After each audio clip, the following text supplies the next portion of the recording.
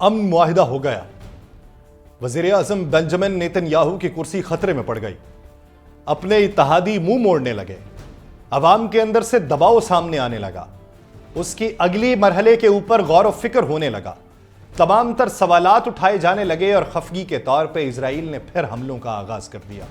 یوں وہ اپنی اس روش سے باز نہ آیا جو بربریت پھیلانے کے لیے اس نے اپنا رکھی تھی۔ وہ گریٹر اسرائیل کے اس مقدمے، اس منصوبے اور اس دماغی اختراع سے پیچھے ہٹنے کو تیار نہیں ہے جس کے تحت وہ دیگر خطوں کے اوپر قبضہ کرنے کی اس وقت جد و جہد کر رہا ہے، اور اسرائیل کی دفاعی افواج یعنی IDF کی طرف سے بربریت کا ایک پھر سلسلہ شروع ہو چکا ہے۔ اس کا نتیجہ کیا ہوگا؟ ایران کی طرف سے دھمکی کیا ہے؟ ایران نے پاکستان کے ساتھ مل کر کون سی پلاننگ کر رکھی ہے؟ اس پر روشنی ڈالی جائے گی۔ آپ سب پر سلامتی ہو، میں یاسر رشید ہوں اور آپ دیکھ رہے ہیں 92 ڈیجیٹل۔ ناظرین، اسرائیل کی دفاعی افواج نے جنین میں فلسطینی دہشت گردی کے خلاف آپریشن آئرن وال کو شروع کیا ہے۔ یہ فوجی آپریشن اس وقت کیا گیا جب فلسطینی اتھارٹی نے علاقے کے بڑھتے ہوئے انخلا کے بعد سیکیورٹی خطرات کا مقابلہ کرنے کے لیے میدان میں آئی۔ اسرائیل کہتا ہے کہ آپریشن کا مقصد دہشت گردی کے نیٹ ورک کو ختم کرنا اور علاقے میں موجود دہشت گردوں کی کارروائیوں کو ناکام بنانا ہے جنہوں نے علاقے کو تشویشناک حد تک پرتشدد بنا دیا۔ فلسطینی اتھارٹی کے انخلا کے بعد اب IDF علاقے میں امن و امان بحال کرنے اور اسرائیلی شہریوں پر حملوں کو روکنے کے لیے اپنی کارروائیاں مزید بڑھا رہا ہے۔ صورتحال اب بھی کشیدہ ہے، فوجی آپریشن جاری ہے اور اس وقت اسرائیلی فوج مغربی کنارے کے شہر جنین میں کارروائی کر رہی ہے، جہاں فوجی آپریشن کے دوران متعدد مقامات کو نشانہ بنایا گیا۔ جنین فلسطینی مزاحمتی گروپس کا ایک اہم گڑھ سمجھا جاتا ہے اور یہاں کارروائیاں جاری ہیں تاکہ ان گروپس کے نیٹ ورک کو نقصان پہنچایا جا سکے۔ اس فوجی آپریشن کا مقصد اسرائیلی شہریوں پر ہونے والے حملوں کا جواب دینا ہے، یہ اسرائیل کہتا ہے، لیکن اصل مقصد حماس کی طاقت کو توڑنا۔ دوسری جانب غزہ میں فائر بندی برقرار ہے، جہاں اسرائیل اور حماس کے درمیان جنگ بندی کے معاہدے کے تحت دونوں طرف سے لڑائی کی شدت میں کمی واقع ہوئی اور اس فائر بندی کو عالمی سطح پر سراہا گیا۔ لیکن جنین میں اسرائیلی فوجی آپریشن کے دوران کشیدگی برقرار ہے اور عالمی برادری غزہ میں فائر بندی کی کامیابی کو اہم قرار دیتی ہے، جبکہ جنین میں ہونے والی اسرائیلی کارروائیوں کو ایک نئی سطح پر تشویش کا باعث سمجھا جا رہا ہے۔ جبکہ اسرائیلی وزیر اعظم بنجمن نیتن یاہو نے جنین میں جاری فوجی آپریشن کے حوالے سے خطاب کرتے ہوئے کہا کہ اس آپریشن کی ضرورت ہے اور اس کے مقاصد بڑے اہم ہیں۔ نیتن یاہو نے کہا کہ یہ آپریشن اسرائیل کی سیکیورٹی کو یقینی بنانے کے لیے کیا جا رہا ہے، کیونکہ جنین میں موجود دہشت گرد گروپس کی سرگرمیاں اسرائیلی شہریوں کے لیے شدید خطرہ بنی ہیں۔ تو جو دہشت اس نے غزہ میں 15 ماہ میں پھیلا رکھی تھی وہ اس سے صرف نظر کر چکا ہے۔ وہ اس عزم کا اظہار کرتا ہے کہ اسرائیل اپنی سرزمین پر امن قائم کرنے کے لیے کسی بھی دہشت گردی کو برقرار یا برداشت نہیں کرے گا اور جنین میں سرگرم گروپس کے خلاف سخت کارروائیاں جاری رکھی جائیں گی۔ اس نے فوج کے اقدامات کی حمایت کی ہے اور کہا ہے کہ اسرائیلی عوام کو محفوظ بنانے کے لیے سارا کچھ کیا جا رہا ہے۔ عالمی برادری سے بھی کہا ہے کہ اسرائیل کے حق دفاع کا احترام کرے اور دہشت گردی کے خلاف اس کارروائیوں کو سمجھنے کی کوشش کرے۔ اس کو سمجھانے والے جب میدان میں دوبارہ اتریں گے تو سمجھ زیادہ بہتری سے آئے گی۔ یمن کے حوثی گروپ نے ایران کے اہم مشرق وسطیٰ میں پراکسی بننے کی کوششیں تیز کرتی ہیں۔ ایک تجزیہ منظر عام پہ آتا ہے کہ یمنی حوثی ایران کے زیر اثر ایک طاقتور علاقائی کھلاڑی بننے کی کوشش کر رہے ہیں، خاص طور پہ اسرائیل کے خلاف اپنی طاقت کو بڑھانے کے لیے۔ ایران کے ساتھ بڑھتی ہوئی اتحادی تعلقات کے ذریعے حوثیوں نے اپنے موقف کو مستحکم کیا ہے اور ایران کے حمایت یافتہ گروپس کے نیٹ ورک میں اپنی جگہ مضبوط کرنے کی کوشش کی ہے۔ یمنی حوثی ایران سے ہتھیار، مالی معاونت اور تربیت حاصل کر رہے ہیں جو ان کی جنگی صلاحیتوں کو بہتر بنانے اور مختلف محاذوں پر لڑنے کے لیے انہیں مدد فراہم کر رہی ہے۔ اس کے علاوہ یمنی حوثیوں کی جانب سے جو کیے جانے والے حملے ہیں اس سے شہری علاقے اور توانائی کے بنیادی ڈھانچے جو ہیں وہ اس کے اوپر وہ اثر انداز ہوتے ہیں، جس سے ایران کی حمایت حاصل کرنے کے ان کے مقاصد کو مزید تقویت مل رہی ہے۔ یہ تعلقات یمن کی خانہ جنگی اور اس کے اثرات کو بھی مزید پیچیدہ بنا رہے ہیں۔ مشرق وسطیٰ میں ایران کی بڑھتی ہوئی طاقت اور اثر و رسوخ کو نمایاں کر رہے ہیں۔ ایران کی جانب سے یمنی حوثیوں کو اپنی مدد فراہم کرنے کا مقصد اپنے علاقائی اثر و رسوخ کو تقویت دینا ہے، جس کے ذریعے وہ اپنے مخالفین کے خلاف اپنی حکمت عملی کو بڑھا سکتا ہے۔ ادھر حماس نے اس جنگ بندی معاہدے میں یہ اعلان کیا ہے کہ وہ ہفتے کو 4 خواتین یرغمالیوں کو آزاد کرے گا، اور یہ اقدام جاری مذاکرات اور قیدیوں کے تبادلے کے عمل کا حصہ ہے، لیکن اس کی تفصیلات ابھی تک واضح نہیں ہے کہ یہ خواتین کب اور کہاں آزاد کی جائیں گی۔ اس سے پہلے 19 جنوری کو حماس نے 3 اسرائیلی خواتین یرغمالیوں کو رہا کیا تھا اور یہ تینوں خواتین 15 ماہ سے بھی زیادہ عرصہ حماس کی حراست میں رہیں اور اپنی رہائی کے بعد غزہ میں بین الاقوامی ریڈ کراس کے نمائندوں کے حوالے کر دی گئی۔ ریڈ کراس کے مطابق یہ تینوں جسمانی طور پہ اچھی حالت میں تھی۔ رہائی پانے والی تینوں خواتین کے بدلے اسرائیلی حکام نے مختلف جیلوں سے تقریباً 90 فلسطینی قیدیوں کو رہا کیا۔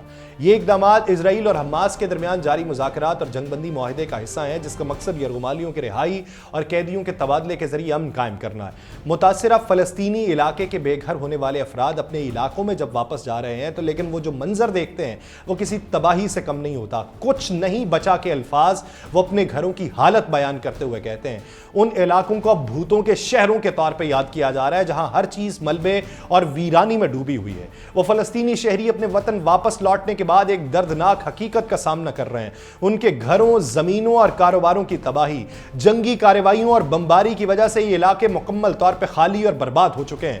وہ صرف کھنڈرات، جلے ہوئے مکانات اور تباہ شدہ بنیادی ڈھانچے کو دیکھتے ہیں جو ان کی زندگیوں میں ایک نئی مشکلات کا سامنا کر رہے ہیں۔ ان افراد کے لیے ان گھروں کی طرف واپس آنا ایک جذباتی لمحہ ہے، مگر یہ واپسی ان کے لیے اور بھی مشکلات لے کے آتی ہے کیونکہ ان کی روزمرہ کی زندگی دوبارہ شروع کرنا اب ایک چیلنج بن چکا ہے، اور ایک ایسے وقت میں کہ جب بین الاقوامی ادارے کہیں کہ غزہ کو 2019 کی معیشت پہ بحال ہونے میں 350 سال لگ جائیں گے۔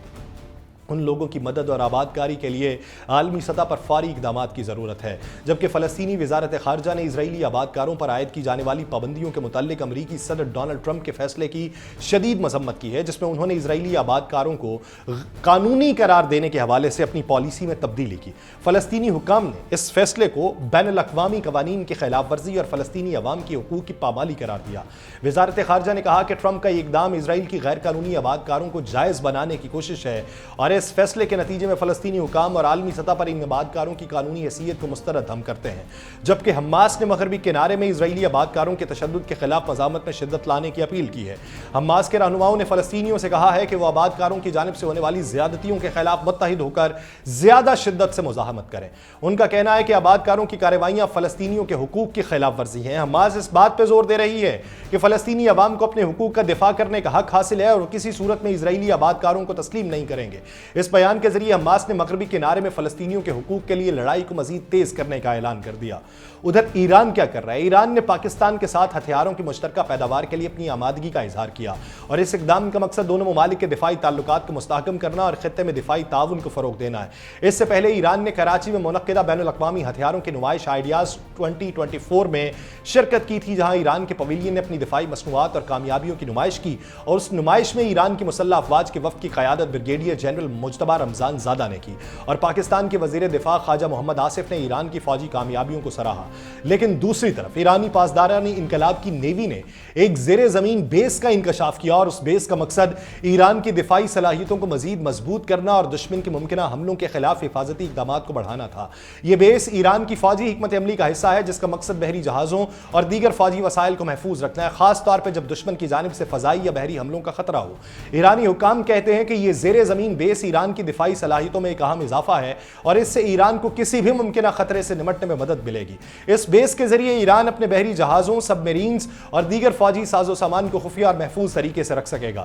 ایران کے ایک اعلیٰ فوجی جنرل اسی وقت میں پاکستان کا دورہ کرنے والے ہیں اور اس دورے کا مقصد دونوں ممالک کے درمیان دفاعی تعاون کو مزید مستحکم کرنا اور خطے میں سلامتی کی صورتحال پہ تبادلہ خیال کرنا ہے، اور یہ دورہ ایران اور پاکستان کے درمیان دفاعی تعلقات کو مزید گہرا کرنے کی کوشش کا حصہ سمجھا جا رہا ہے۔ جبکہ ادھر حزب اللہ نے غزہ میں اسرائیل اور حماس کے درمیان ہونے والی جنگ بندی کو فلسطینی مزاحمت کے لیے ایک بڑی کامیابی قرار دیا ہے، اور حزب اللہ کے رہنماؤں کا یہ کہنا ہے کہ جنگ بندی فلسطینی عوام کی پختہ مزاحمت اور استقامت کی علامت سمجھی جاتی ہے۔ یہ جنگ بندی نہ صرف غزہ کے عوام کی فتح ہے بلکہ پورے فلسطینی مزاحمت کے لیے ایک سنگ میل ہے۔